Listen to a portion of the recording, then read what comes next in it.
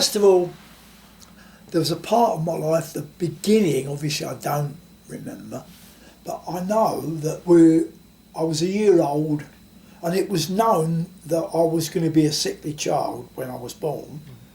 And by the time I was a year old, I had to go into hospital, and I spent the next three odd, maybe some months after that, 3 years, so many months after that, in the London hospital.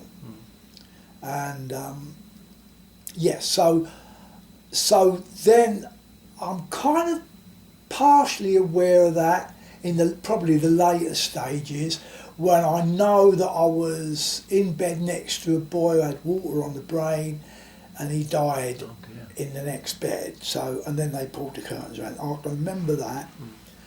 And then I came out of hospital, and I'd been now 4, 5, getting near 5, I suppose. And then I can remember my dad taking me to have a haircut, and because they were all dressed in white, as they were in those days, I wouldn't go in the I had to be dragged in the shop to get my hair cut, because I was I thought they were doctors, and then going across the roads, I was terrified going across the road. I'd never seen road traffic before, and so on. So those are the things I remember. And then obviously not long after that, war is declared in 1939, so I'd be 4 then. And that was, I think, in September. And nothing really happened as I recall. I can remember going over the Victoria Park with my mum and dad and stuff like that. And then obviously that was the period between 1939 and 1940 where they called the phony war, because there was no war in Britain as such.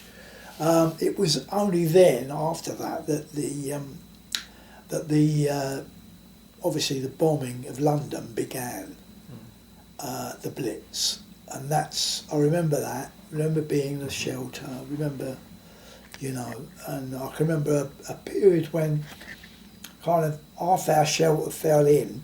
I can remember people being in there and in the shelter, and you could smell alcohol. It was a strange mixture of alcohol, tobacco smoke, and the stuff they used in the toilet, in those chemical toilets, and that, and the kind of dampness of the walls. You could sort of smell it. It was I can almost smell it as I'm speaking to you.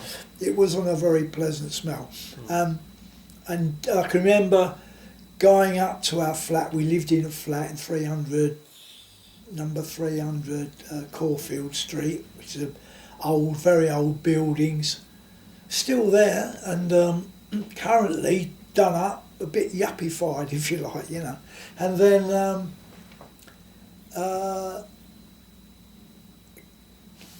and going up, and it would be glass broken, and then eventually we got bombed out, because we lived on the top flat, right, and the roof was off, and I can remember all the rain on our furniture, and we had to live in the shelter for about a fortnight, and then our mum said, we're moving, I've got a flat, the council have given us a flat, and so we went to live in Hoxton, Shoreditch, which is adjacent to Bethnal Green. It wasn't far away, but what I didn't know, and what, then, but Hoxton was, at that particular time, was notorious for being a very, very rough neighbourhood. And we dumped our clothes, literally, we dumped stuff in what furniture we had in the flat, and then we proceeded to Manchester, where my dad was working. He was too old for the First War, too young for the First War, and too old for the Second War. Or he was 39, I think, and they obviously hadn't come to him yet. But in any event, because he worked in the docks, they needed people in the docks handling, well, everything, and so he was exempt literally from the war. But the London docks had by then been bombed, and he was working in Manchester, so we proceeded up to Salford in Manchester and stayed there. I don't know how long for, but we stayed there for at least a few months, I suppose. And then we returned home. But my dad, when he found out we'd moved to Hoxton, Bethnal Green wasn't absolutely salubrious, but next to Hoxton it was, I look down on that man there, he looks up on me, and I look up on this bloke and he looks down, that kind of stuff. But anyway, we went back, and on train, night train, we went back, and we got into our flat, and we hadn't been in it long, and someone threw a brick through our window. We didn't know who it was, we never found out. But my dad said, "I know we should have come." Anyway. Were you evacuated as well? Yeah, yes. On 2 occasions. The first time I'll be about 5. We went to Wales to Tony Pandy, which was a mining area. My sister and me. Obviously, your mum and dad worried about you, want to make sure that they've got jobs, they can't just leave, and so we went to Tony Pandy. We was only there a fortnight, and they were so poor they couldn't feed us really properly. And fortunately, my sister was 4 years older than me, so I'd be about 5, and and she would be about 9. So she could write home and say, "Look, it's no good. We're hungry and everything." So my mum and dad come and got us, and then we went home again. But was there a difference between the living standards of the people in Tony Pandy and yourselves in London? Can you remember? Yeah. I mean, well, I can remember it was the bloke, the miner coming in. They used to have an old bathtub, a metal bathtub hanging on the kitchen door. In here, it was only a small place from what I recall, and he would have a bath literally in the front room every time he came home. And they kept rabbits, and I being curious went in the rabbit, and the mother ate the young, and they weren't very best pleased with me going in the rabbit where the rabbits were kept. So there was there was that as well. But it was really got nothing against the people. They were willing to take us in, but obviously they clearly couldn't afford to feed us. Okay. And so you came back to London again? Yeah. Okay. And then did you go to Cornwall or something? Yeah, that came later. Right. And when you're reflecting back, you kind of things get a little bit jumbled at times, so you can't hold me to exactly. No, these are okay. just impressions. I'm interested in your impressions. Yeah. So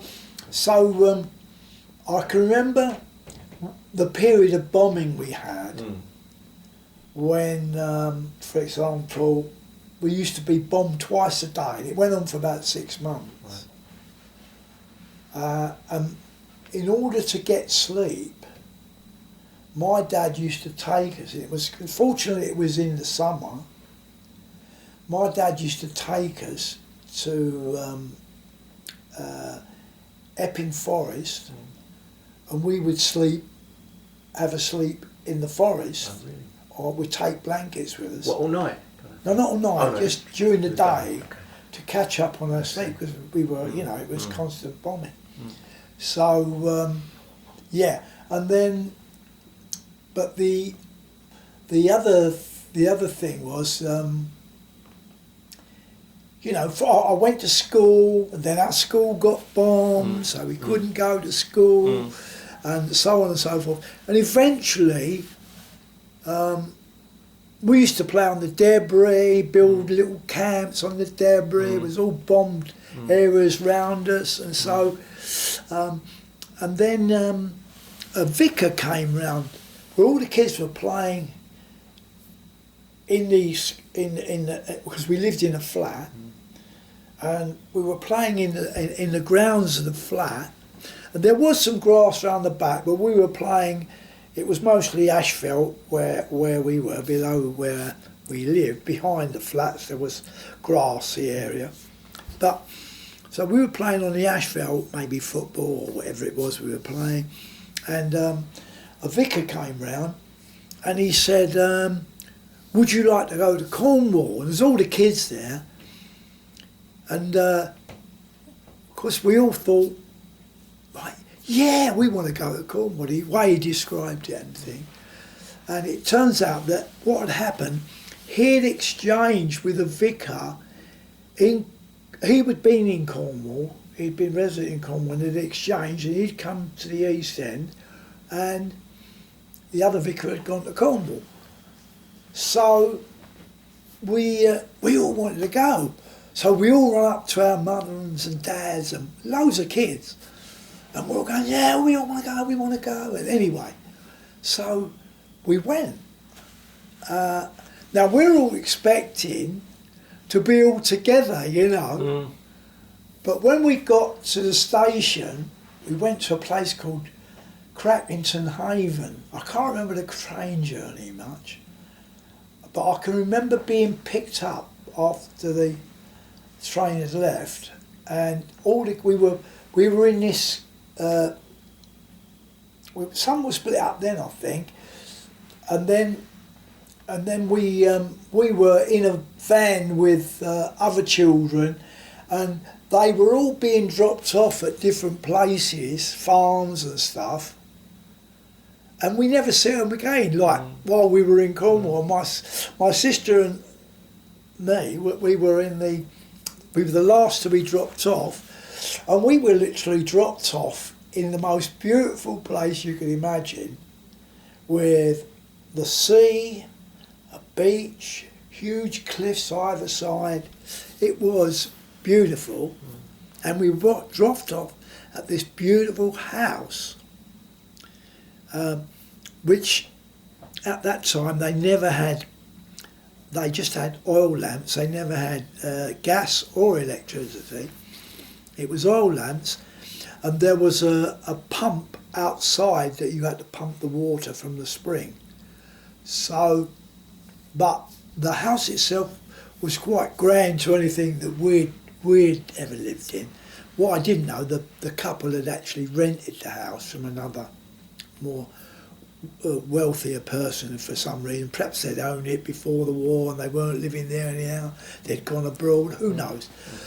Anyway, so we lived there in a beautiful garden. It was about half an acre garden, rabbits in the garden and stuff like that. It was idyllic, They had a dog, but this is the thing. When I got there, I was 6 years old. My sister would have been 10. So on this.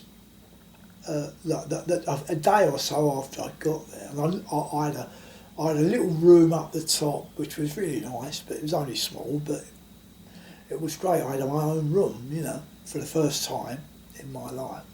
And then they said to me, you've got to clean the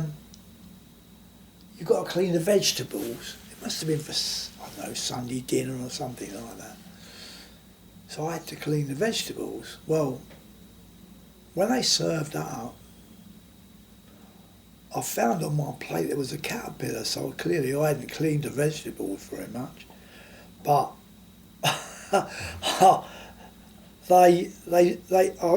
didn't want my dinner because I didn't like the caterpillar on my plate. And so they said, well, you've got to eat it. You cleaned the veg. I said, well, I'm not eating it. So in the end it got quite, you will eat it, I won't eat it. You will, I won't. In the end, the man went and got a stick and started chasing me round the table with like a cane. It wasn't a heavy bus. Yeah. But my sister snatched it out of his hand and broke it. Wow. And he didn't use the stick. So. Do you remember that incident? Yeah, I do remember that. Yeah, and but what I didn't know, that I think he was about 28, she was about 26. They seemed old to me, but they were only really young themselves. They had no children, and so, I suppose. In those days, they used to say something about, what was it about if you don't use a stick, you spoil the child or something, And so it was quite common to hit children. It wasn't. I have to say that my dad didn't used to hit me. My mum might give me a little smack now and again if I was misbehaving, but I mean that was part of the course. So your dad did or didn't? My dad didn't. He spoke. Right. He when he raised his voice, that was enough to. Why would he not use? I don't know. Violence against you. I've never asked him, but well, he didn't. You know what I mean? But he wasn't one of those. I'll take my belt off and hit you and stuff like that. What were your family relationships like at home then? Well, it was quite. My mum and dad. My dad was a bit of a philanderer, to be honest, and a gambler. So it caused a lot of trouble indoors over that, There was many good features about my dad, but he did have a weakness for gambling, and he had a weakness for other women. Oh, really? So that side of it wasn't tremendous, but on the other hand, just to describe him a bit, he was a person. He was a docker, and obviously son of a docker, who was a son of a docker, but he loved antiques. He loved opera. He loved classical music. He loved all music. He was very cultural, which was good for me, So there was lots of good things about him, but there are sides of him that you're looking back, you think he could have done better in that area, And what about your mum? My mum was quite volatile, quite emotional, a lovely natured person. She'd been brought up in a family of 14, and her mother was a gypsy, and so it was quite riotous in that family. You can imagine, 14 kids of varying ages, and. But my grandmother also, my mother's mother, the gypsy woman, was a lovely, lovely person as well. She loved to dance. My mum loved to dance. They loved parties. They loved, anything like that. And so they were full of life in that way. I remember later when we had a dog and the dog died, my mum cried for about 3 days. She just could not stop crying. She was so upset. So later she had a mental breakdown and was classified as a schizophrenic. Right. Yeah. Okay. So that was. What about your family's core beliefs? Did they have core beliefs? Do you think? Yeah. My dad was a militant trade unionist, He wasn't a joiner of parties or anything like that, but there was he was quite, well, I'll give you an example. In those days, it was because of the war, especially, you would go to the cinema quite a lot. They were filled. People wanted a bit of escapism, getting away from, even though while you were in the cinema, you could sometimes hear the bombing going on, and you were sat in the cinema. The bomb could fall on the cinema, but people just wanted some escape. And so I loved sort of, as a child, I loved all those escapist movies. John Hall and Maria Montez in different exotic backgrounds, the South Seas, anything that would take you away from this dark world that we were living in. And so... so was going to Cornwall, was that like that? Well, when we went to Cornwall. Well, when we were in Cornwall, we had... just describe this place. The bus used to come, I think, twice a week, once a day, twice a week. So it was quite isolated. And then we used to go to church 3 times on Sunday. It was quite religious. But the church was the centre of the community. Right. Everything kind of emanated out of the church. Right, okay. And they used to bring films around occasionally and set up a thing in a film. They'd have these travelling cinema things. I don't know whether they travelled the country. I think they must have done in isolated places and show films and stuff like that. And so, the school, as I recall, the school I went to was wonderful. Was it? It was. It wasn't the local school. We went to a place, St Genny's, which was a lovely church, a really nice old church, high, looking over the sea, beautiful up on the cliffs. And the part of the church, or just past the church, there was this building that they converted into the school. I think there was about 2 classes. 2 different classes of different age groups, but age groups mixed in and stuff. There was the china clay there as well in the stream. We used to get china clay and do pottery and stuff like that. And so it was a lovely, and it was an evacuee school. The headmaster was a man called Mr. Zerfzik. I fancy. Maybe that's a Czech name or something like that. I didn't. And and he was from London. Not the teachers were from London, but we also had a couple of pigs that I've got a name on. I named Eddie just after me. Yeah, so we had a couple of pigs as well. So that must have made a big impression in your early life then. That going from the bombed out East End to this incredible Cornish place. But it's been a recurring theme in your life, hasn't it, Cornwall? Yeah, when I go into Cornwall over the border, I get a funny feeling, you know, because I just love it. I love the landscape. I love the crashing sea. It's beautiful, you know. And we have been back there on holiday and. We used to go back, even when I was married, and my sister first went back and visited and see the people we stayed with. Oh, really? And then we went back, and the woman told us, you know, you were kids, but there was a lot going on there, like marriage breakdowns and people having affairs and all sorts of things that used to go on that when you was the kid you didn't know was going on, you know. Yeah, it was, but for us it was, I can remember we've been to Plymouth because she had family there, so we spent a day in Plymouth. And of course Bude is about, I suppose, 8 to 11 miles away. And we used to go there very, very occasionally, you know. Okay.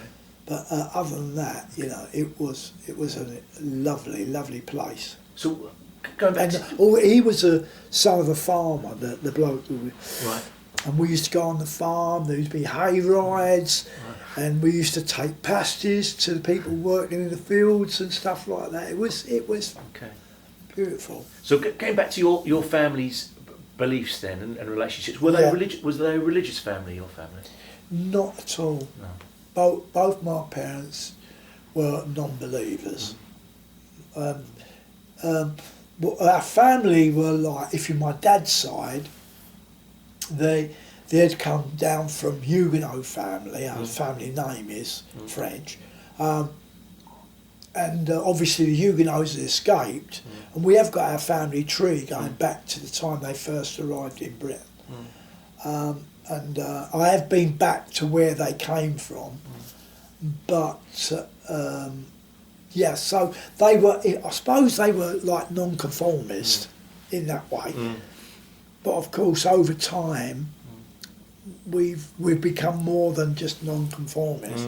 We're non-believers as well, you know. Okay. What about your school life then? What was your school life like? Well, going back to Hoxton, my experience in Hoxton is I ended up going to the senior school there. I went to the junior school there for a bit, and I used to. It was a really rough place, you know. Even as a little child, it was rough. Fighting, there was a lot of fighting going on between the children and that. But the senior school, I went. It must have been the junior, come senior, I think, on reflection, because I took my 11 plus at that school, but it was a real rough school. I mean, I counted once. I had about 11 fights in a week there. I mean, that was how rough it was, you know. And even kids would fight their teachers. You know, the older ones would. You know, that's. It was real rough, and I'll give you this sort of a picture. You would, not all the time, obviously, but you know, some of the time you'd be sitting in class. The teacher would be teaching. The door would open. In would come the headmaster, followed by a copper, followed by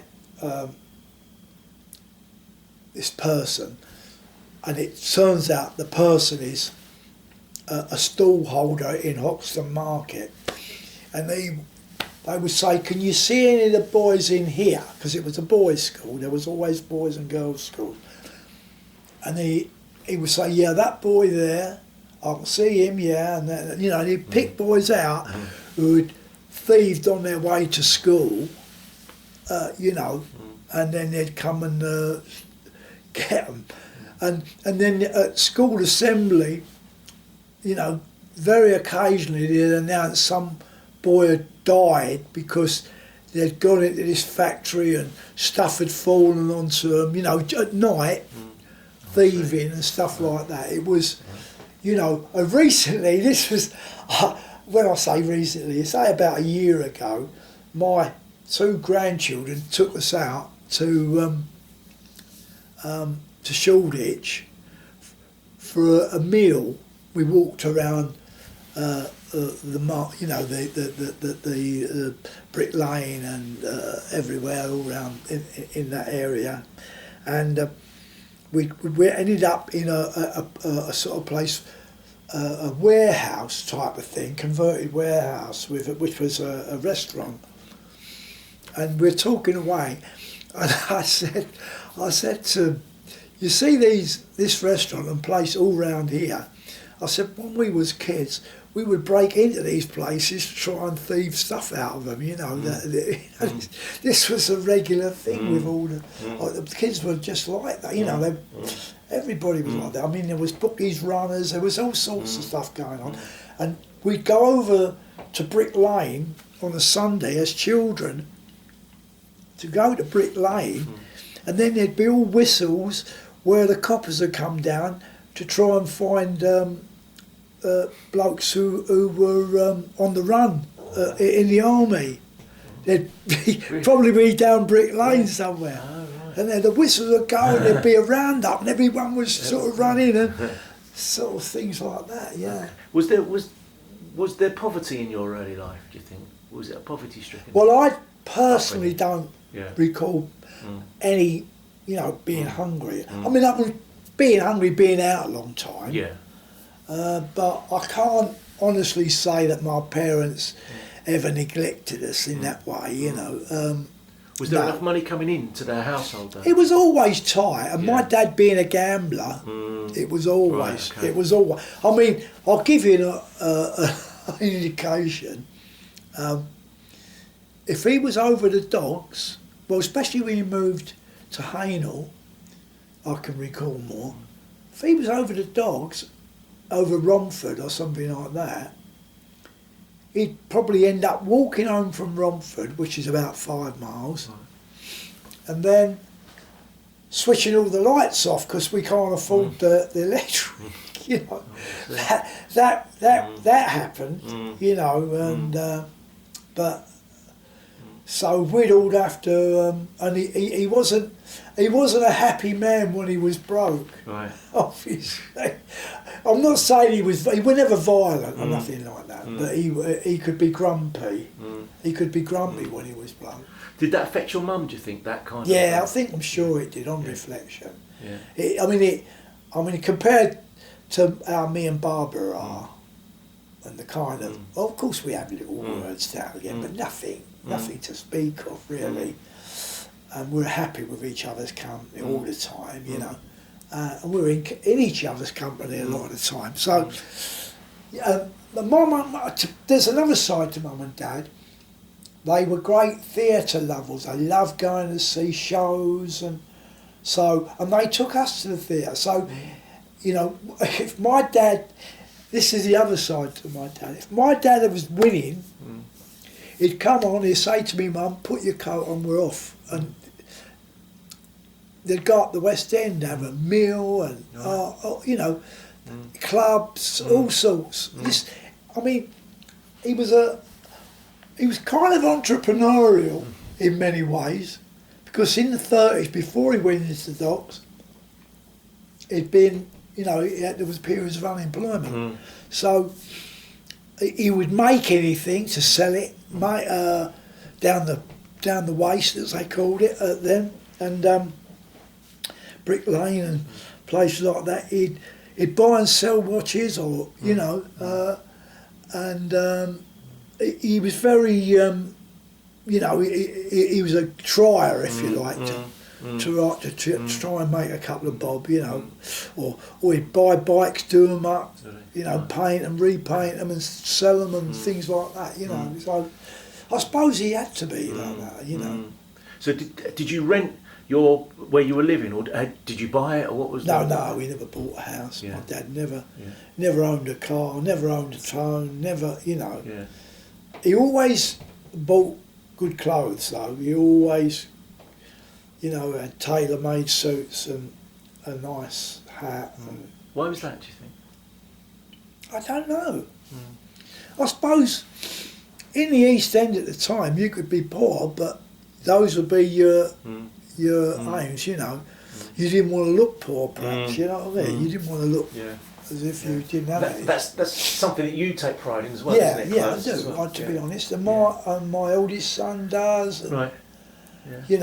Although Ollie, we've had to reprimand him because he used to really let himself, he didn't, that's how my youngest son, he didn't bother about clothes at all, and it wasn't in the family tradition, so we had to say to him, "You're looking rather slovenly, So what about your secondary education? Then? Did you go to secondary modern school or grammar school? Well, I went to secondary modern, and because this is the other thing.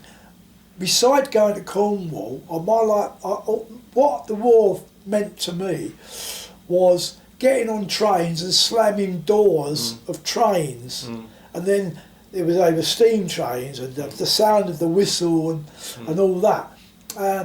and because after Cornwall, we came home. My mum and dad said, the bombing stopped, come, we'll bring you home. So we went home, and then the doodlebug started. So then they said, when we was kids, the doodlebugs, later we would, as I was getting older, we'd chase them with our bikes. We could see them, right. And they used to make this noise, crackling noise, and then when it stopped, when the engine stopped, that was when they were coming down. You know, they'd run out of fuel and they'd land anywhere, but they weren't targeted or anything, so it was random. So you could see with those flying over, they weren't coming on your area, so you could see them and chase them on your bikes. Now, what we knew as kids, that when they do come down, they were going to smash all the windows everywhere, and all the shop windows would be broken, and we could help ourselves. so those are the sort of things you know that's what the kids did. That was the lives. And you didn't know anything different. You know, you were born in this kind of atmosphere where you have to. If you're poor, if you see an opportunity, you take it. You know, it may be illegal, but don't matter. You know, that is the way things operate in this area. You know, and so, but also I went to live in Oxford. I can remember 21 Cranmer Road, Oxford, and I stayed with an aunt who worked in an Air Force place, an American Air Force station, and so I went to stay with her, just me and her. And she was mad on films, and on a Saturday we spend the whole day and the whole night going from one film, the Odeon to the Ritz and whatever, so we'd go to film about 3 times, which I loved, because it got I love film. That we all like to escape and everything, because there wasn't, as I recall, much bombing in Oxford. No.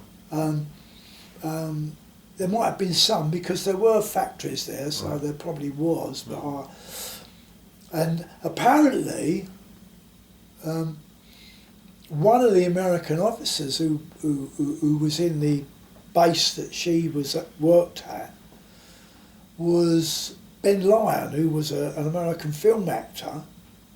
They used to be Ben Lyon and B.B. Daniels, two a husband and wife actors in Hollywood.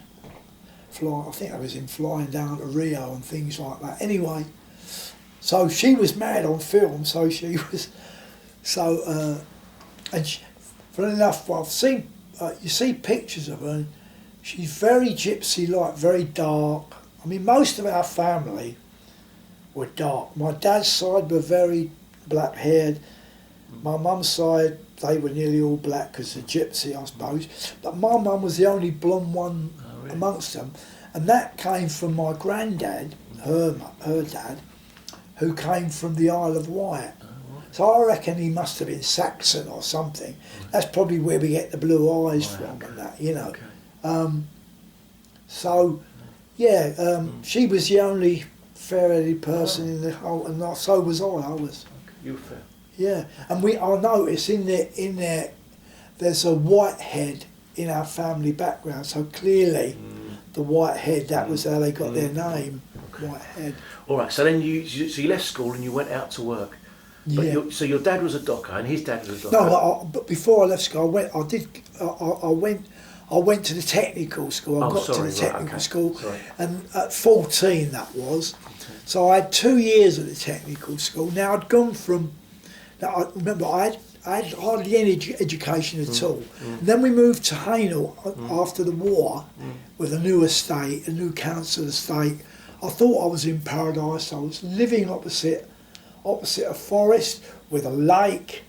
It was just unbelievable. I could just, and of course, there were no schools, so we had to go to local school. The local school was about 2 miles away, so we used to run every day to school. I'd be 12 by then, so we had to run to school all the way because invariably we were late. I'd run through one little forest, that one up there, and then down the road, and so you'd be running and you'd see other kids running as well. So it was, and running, the headmaster at that school, little country school, only 2 classes again. I suppose it reminded me, thinking about it, of the school I was evacuated to.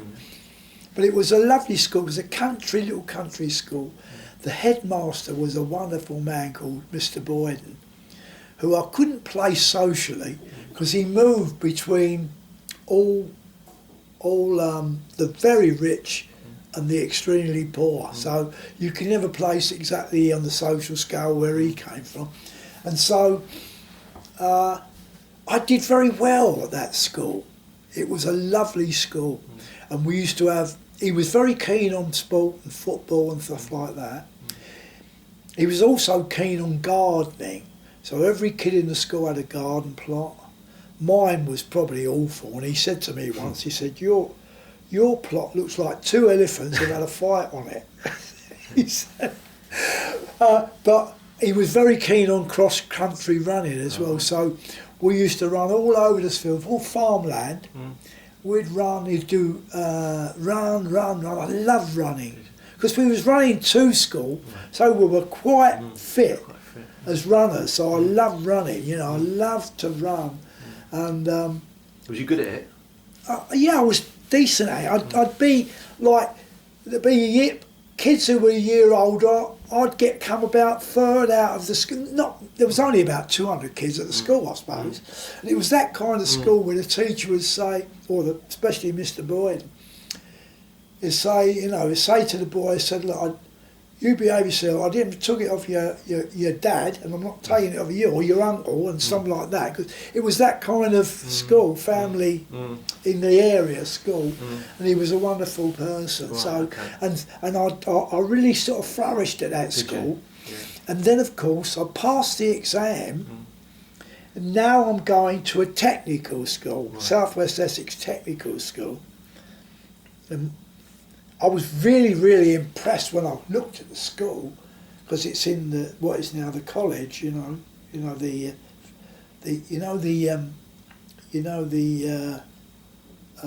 do you call it? College. Where is that? In Walthamstow. Oh, Waltham Forest College. Waltham Forest College. Yeah. Oh, really? Well, and at that time, it was also part school and also part college. Oh, okay. So and of course, as I'm looking at the impressive steps that go up in this wonderful looking building, there was all students, me about 18 or whatever, who were at further education, and I'm thinking they're students at the school, and I'm thinking, Christ, I'm going to enjoy this school, and then, but as it turned out, the headmaster was a man called Lieutenant Colonel Drury. He had you've heard of Sergeant Majors. He had a booming voice like that. It boomed out.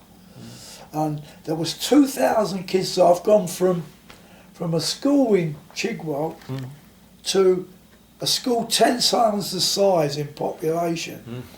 And I felt completely alienated. Oh, really? Yeah. Hated it. Hated the school. Hated the way it was organised, and it was all organised, as in the way that aping the public schools by putting people into houses and all this stuff. It was like a kind of architectural development where it had been free, if you like. Everything was kind of motion and manoeuvrable. Suddenly it was very highly structured, the school, and it didn't suit my temperament at all, Okay. So you left there, yeah, and then you went to work. But you didn't go into the dock? No, well, I was. You can't go. Oh, you can't. I was 16 when I left, and I worked in an insurance company in the city. Right. And again, I come up against it. I hated it. It was so, well, for me, it was so phony. Do you know? It wasn't relaxed at all, or at least it wasn't for me. And most of the kids who worked there, other young people, they were the sons of their dad. Sort of was a manager at the local bank or somewhere, you know. So I didn't like the sort of class. It was a class thing, was it there? Yeah, I felt my class. Felt terribly working class. Right. Okay. But when I say that, I suppose you think it was an inferiority complex. But I don't think it's that, because our family have never felt inferior. You know, we never brought up to feel inferior. So it wasn't that, it was just a distaste of the way this thing worked. I mean, the manager on the floor that I worked on, his son played for Surrey at cricket. It was that kind of very... Also, you wore stiff collars and things like that. And I found myself going home to a council estate dressed in a stiff collar, and all my mates would take the piss out of me because I was, you know. But then I started wearing stuff to work that didn't conform, and I was called in the office and told we don't wear those kind of ties or this, that and the other, and those collars. And so I was in a kind of web. So whatever I did, I couldn't win either way, you know. So I more and more, I didn't want to go to work even, you know. And I just thought, you know, and also the kind of conversation there. I mean, I'll give you an example. They had a refectory in the lower part of the building, and so this is something I'd never come across before, being working class. They had tureens, and they all had obviously separate food in the tureens, and so you helped yourself. And so I sat this is the first day I'm working there. I've just got all the food, and to be perfectly honest, I was a greedy bugger. I liked food, and so I ate quite a lot. So I'm sitting there eating my food. All of a sudden, you know, people there, someone comes up and says, "You're sitting in my seat." A man, I'm halfway through my dinner, this man says, "You're sitting in my seat." I said, "What do you mean? I'm 16 years of age." And he said, "I've sat in that seat for 21 years. I said, "Well, you're not sitting in it now, are you? I'm eating my dinner. You know, too bad, you know." So where did that come from? That was that like a class animosity? Did you think to him, or what was that feeling? Well, it seemed rude halfway through your dinner, and someone comes and tells you they want that seat. I would have thought most 16-year-olds would have been like intimidated, and they would have said, "Oh, sorry, I'll move." Yeah, I suppose that's part of my upbringing. You know, I don't get too worried personally about things. You know, I'm lucky. I'm not a worrier. Well, not in the. That would be no. I'm not generally a worrier. Obviously, if someone said you've got cancer, there's something to worry about. There's something real to worry about. But at the same time, I take a philosophical attitude to it. And I think to myself, well, if you worry about it, you only make things worse. You ain't going to make things better. So what's the point of worrying? It is what it is. Deal with it. You've got to get on with it. You know. So I don't know where that. I suppose it comes from our family and the experience you go through life. You know that My dad was. He could be very, very an obstinate person. You know. I mean, I remember once he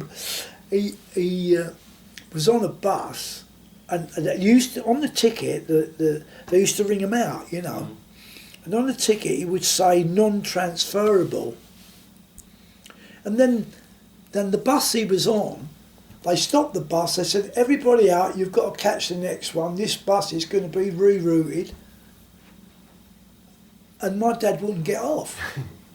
So the bloke, the conductor then would come up to him and say, you've got to get off, mate, we're rerouting this bus.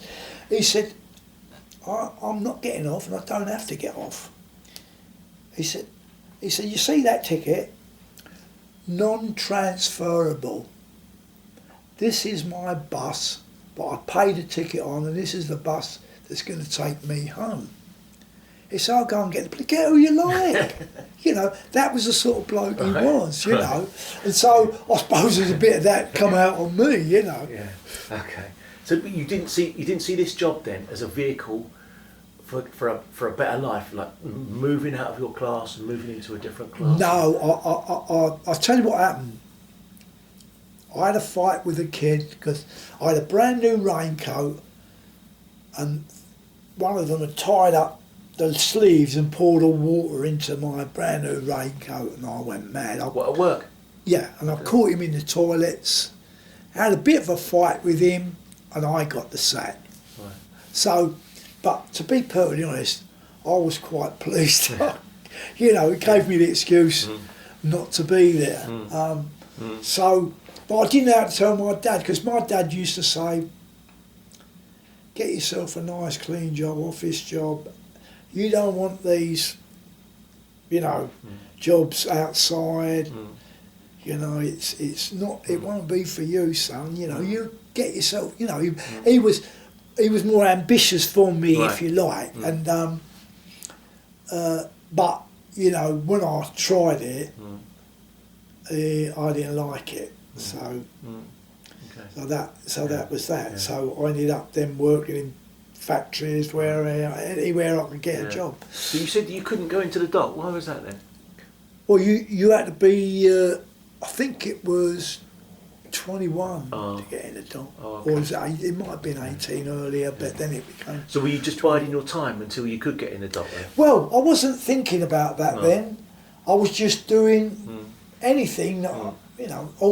I was by then. You see, now I'm talking about 17 or whatever.